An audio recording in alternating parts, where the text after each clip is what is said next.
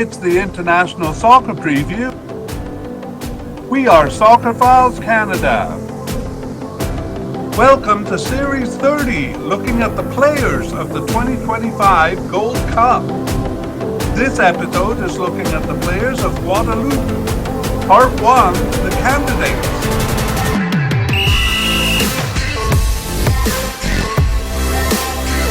Here we go, where we welcome new listeners to the mediacast here. We're releasing a short version of part 1 of Guadeloupe's players here, which just covers section 3. So I'll just speak to those listeners briefly. In the full version, we introduced the candidates and their likelihood of making the squad.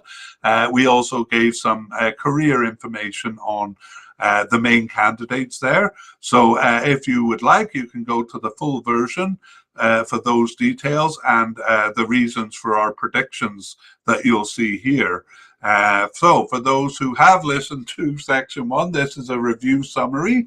And once again, we're not concerning ourselves with predicting starters at this point. We're going to do that in part 2 when the final rosters are released, final and preliminary rosters. So here we're just looking at candidates and their likelihood of making it. So we begin with manager Jocelyn Angloma, been manager of the team since 2017. And we consider him a definite candidate. We don't think he would be replaced before the tournament.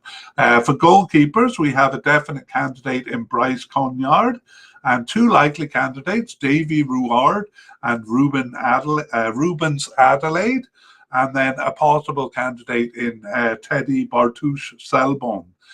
For most of these positions, we also have players at the possible but unlikely or seemingly off the squad level, but we're generally not going to mention them in this review unless we have reason to, although YouTube watchers can see those names on the screen. Okay, for defenders, we separated out Anthony Barron as a versatile defender, not just as a versatile defender, because he also played midfield and attacker also during this period. But he's a definite candidate here and appeared all over the field during this period. For central defenders, we had a definite candidate in Medellina and then a likely candidate in Nathaniel Santini and 2 possible candidates, Stevenson Casimir and Kenji Montantin. We did mention the seemingly off the squad Cedric Avenel as the closest thing Guadeloupe has to a retiring veteran. I say it that way because that no player on Guadeloupe really has more than say 40 caps for the team. They don't play much in this period. They didn't play from November 2023 until September 2024.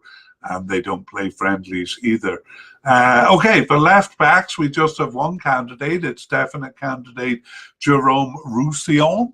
Although other players do play in the position, Guadeloupe players often play out of position.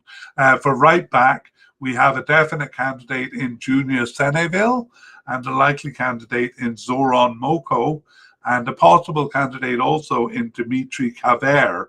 And again, a bit of a retiring veteran, Michael Alphonse, seemingly off the squad between the 2023 Gold Cup and now. For general defenders, these are players just generally coded as defenders. We have Hans Dizak at the possible level there. Onto the kind of defensive end of the midfield, we have no versatile midfielders listed here. So for defensive midfielders, we have Andrew Gravillon, actually coded as a centre-back primarily, but playing more as a defensive midfielder here. And then that's it. That's all we have for possible, likely or definite candidate. But keep in mind the versatile Anthony Barron also played in this position. Central midfielders, we have no candidates at the definite level, but Jordan LeBourne, really a bit more of an attacking midfielder at the likely level. And then two possible candidates, Steve Solvet and Noah Kadu, both of those at the possible level. For left midfielders, we have a possible candidate in Benoit Gedeon. But for right midfielders, we don't have any candidates that seem likely to make the squad. And then here too, we have a couple of general midfielders not coded specifically, but we do have one at the likely level, Kevan Beaumont, and then at the possible level, Johan Angloma, actually son of the manager there. At the attacking midfield, now we move on to, we did place a couple of players in the versatile section here. The first one is Ange Freddy Ploumain, actually coded as a left winger, pretty much the only attacking position that he didn't play. And we have possible candidate Marcus Coco, currently coded as a right back, but that may change going forward because he just played in attacking roles. For left attackers, we have two definite candidates, Matthias Phaeton and Killian Bevis, and then no candidates other than those two on the left side. On the right side, no definite candidate, but two likely candidates in Florian David and Vikash Tile. Even though Vikash Tile just started one game, we consider him likely to be selected for the squad. And we have a couple of players like that who aren't really starters, but who are selected often enough that we consider them likely to be selected for the Cup. So that's right attackers, two likely candidates. Guadeloupe actually does use the central attacking position quite a bit, and it's usually our versatile attacker there, Ange Freddy Ploumain. But the one player we did have coded as an attacking midfielder was Vikash Tile, but the only time he played was as a right attacker, so we moved him. Onto the forward line, no secondary strikers there, so just the forwards. Usually Guadeloupe uses just one.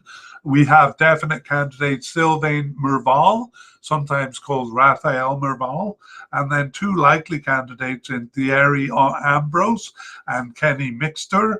And among the seemingly off the squad candidates, we said in section 2 that we thought Luther Archimede may make a comeback, even though right now he seems to be off the squad.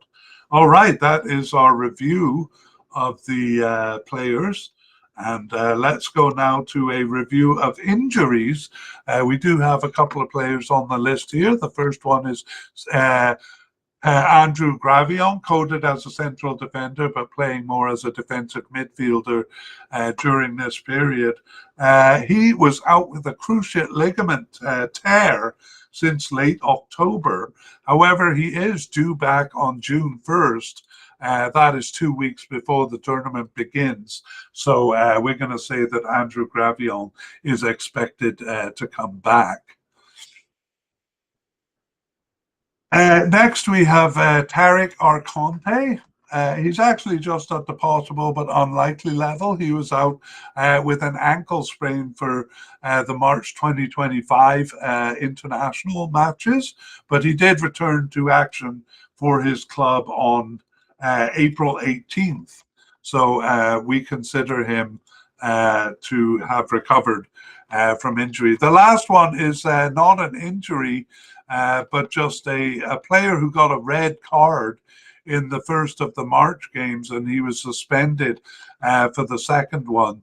And it's Medellina there. So we're not sure. We just wanted to mention him in this section because he might not be available for game one. So 39-year-old Medellina, a definite candidate, central defender, a red card and was suspended for the second match. We just wonder if that suspension might carry through to the Cup, since they play no friendlies or no games before the Cup now. We didn't see any mention of it, though, on the team page or his individual player page, so we suspect he might be okay, but don't be surprised if Mehdi Lina is not available for the first game. Maybe we'll put it that way. I'll just place him in the unknown category here. Okay, that's it for injuries. Any closing thoughts on Guadeloupe? Well, we do see players playing in different positions. This is quite common for smaller clubs. Also quite common for smaller clubs is not playing many friendlies, because most of their players are based in France. They really just come back to the Caribbean to play the important games. So they haven't played a lot of games over the period. They've played 17 games, whereas most other teams have played almost 25 to 30 matches. So whether that affects them in a good or bad way would be a longer discussion, but just a couple of maybe facts rather than thoughts there on Guadeloupe. Let's move to our last order of business here, previewing part 2. So again, in part 1, our focus was on listing the candidates and their likelihood of making it. In part 2, we'll think more about who we think are going to be the starters. We're going to give a summary of each position, which kind of says who's been in that position over the recent period. And then we will, of course, look at the final roster and the preliminary roster too. And we will point out any notable non-selections, any surprise inclusions, and any new players. Always seem to be a couple popping up before a tournament. And then, of course, we'll give updates on any injuries. It looks like the ones we talk about are mostly resolved, but there may be a couple of new injuries that we will have to update you on. So that is it for part 1 of Guadeloupe, and we look forward to seeing you in part 2. We would like to thank Future Bass for the wonderful music you hear in this podcast. The title is called Alone.